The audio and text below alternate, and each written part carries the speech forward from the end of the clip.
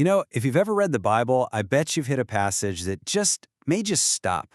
You kind of tilt your head and go, wait a second, that doesn't sound very scientific. Well, we're jumping right into one of those passages today from Genesis, the part that describes waters like an ocean being held back by a solid sky. So what if this ancient picture of the world isn't about science at all? What if it's actually trying to reveal something way more profound about God? All right, so this is the verse at the heart of it all, from Genesis 1. God commands a firmament to separate the waters. Now you got to focus on that word, firmament. It's a really key term. The original Hebrew, it's not talking about clouds or vapor. It implies something solid, something hammered out, almost like a metal dome. And right away, this creates a very specific and, to our modern ears, a pretty strange picture of the universe. So let's be super clear about what the original audience would have pictured. We're talking about a solid, dome-like structure, that's the firmament, and it's physically holding up a huge ocean of water above the Earth. I mean, literally. And for pretty much any modern reader, this is where the tension really starts to build. Okay, so to really get this, we've got to dive into the worldview that this image came from. Believe me, this wasn't just some random description. It was part of a much bigger, much more ancient map of the cosmos.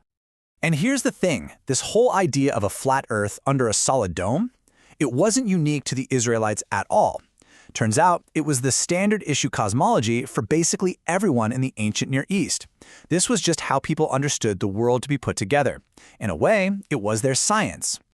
And this, right here, leads us straight to the core conflict, doesn't it? I mean, how do we, with everything we know about the atmosphere, the water cycle, outer space, how do we make sense of a text that describes a totally different universe?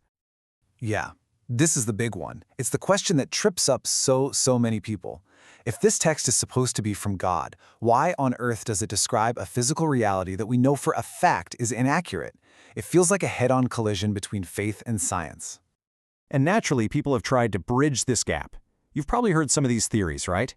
Maybe the firmament was actually a dense vapor canopy or a protective ice layer that created a kind of greenhouse effect. And look, these are all really sincere attempts to make the text sound scientifically plausible from where we're standing today. But the source material for this explainer suggests a totally different path. The author argues that when we work so hard to stretch and twist the text to fit our scientific framework, we might be completely missing the point it was trying to make all along. So the big idea here might be that we're simply asking the wrong question. What happens if we just completely reframe our approach? What if there's a deeper meaning we're not seeing? See, this is the question we all instinctively ask, isn't it? It's kind of a defensive move. It starts with our modern knowledge as the gold standard, and then tries to force the ancient text to fit into our box. And, well, according to our source, this question, even though it's usually well-intentioned, it just leads us down the wrong path. It basically forces us to become editors of the text instead of just listeners. So instead, the source proposes a much more powerful question. Check this out. This one shifts the focus completely away from scientific accuracy and puts it squarely on divine purpose.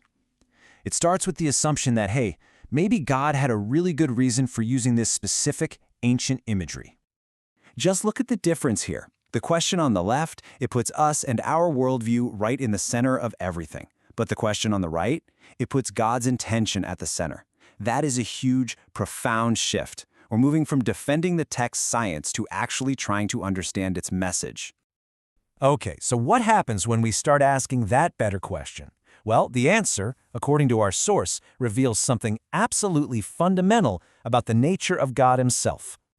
This brings us to one of the biggest insights from the source material. Ready?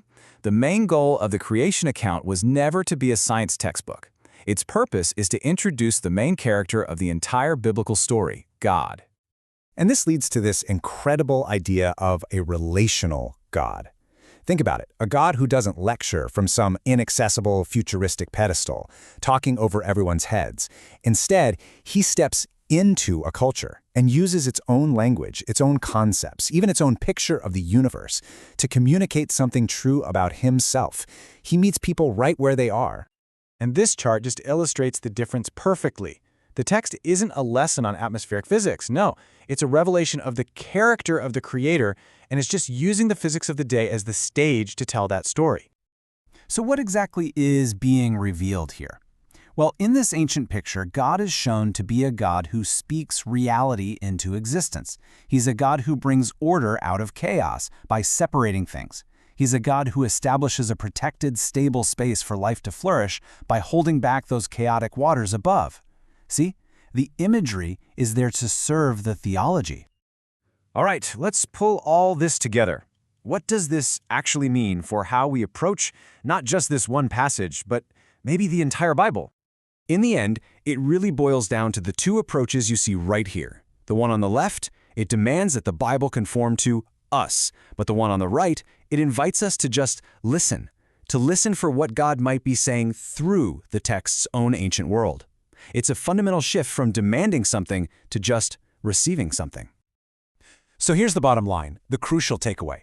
According to this perspective, trusting the Bible isn't about proving it's scientifically accurate. It's about trusting that its main purpose, to reveal God, is being perfectly accomplished, even when it uses ancient, pre-scientific language to do it. And that leaves us with this final, powerful question to think about. What does trust really look like for you? Does it require God to speak our language on our terms, or can we trust a God who would lovingly come down to speak in the simple, familiar language of an ancient people, just so he could reveal timeless truths about who he is? Something to think about.